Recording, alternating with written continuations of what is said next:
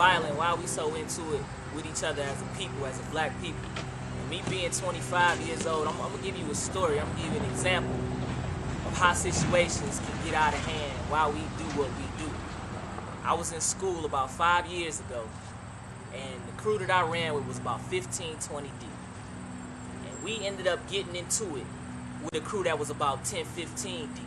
So we know we got more people, we know we got more control of the situation, and yet we didn't step back like we should have. We didn't handle it like grown men. You know, you got two rival factions. All you got to do is sit down and talk.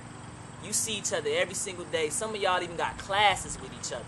You pass each other in the halls. You pass each other when you go eat, when you lay your head down. And all you got to do is step up and be a man and talk. But that didn't happen. So when you get a whole bunch of people over here, a whole bunch of people over here, and ain't nobody talking, all it is assumptions. So now you got two groups assuming of what the other one's going to do. So now you got to make the decision, are you going to do something first? And one night it all came to a head where decisions had to be made, where somebody had to step up and say, I'm going to be in it or I'm not going to be in it. Now, me personally, I don't care how anybody feels about me. I'm a real man about my situations. So I openly told my friends I don't agree with why we fighting. I'm not throwing out one punch. And I walked away from the fight.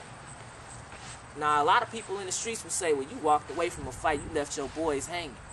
That's a punk, that's a coward. I don't look at it like that.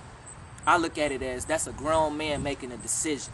That's a grown man knowing that he's not going to finish his schooling if he's got the police on his back or if he's got people in the street looking for him.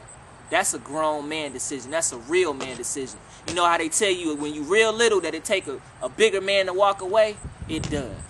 And if I was standing up right now, you would see how small I am. So it took me a whole lot to just say I'm not going to be in it. To this day, only me and one other person out of that whole situation got out of school on time. Everybody else is still struggling, if they still even in school, if they even still have something positive going on in their life. So that's how I feel about the situation. If it's something that big, if it's something that serious, talk about it. And if you can't talk about it, be a bigger person about it and just let it go. You know what I'm saying? There's too many of us dying out here in the street.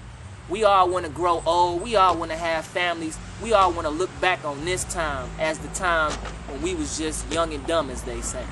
I'm through with my young and dumb days, and I hope that y'all are too.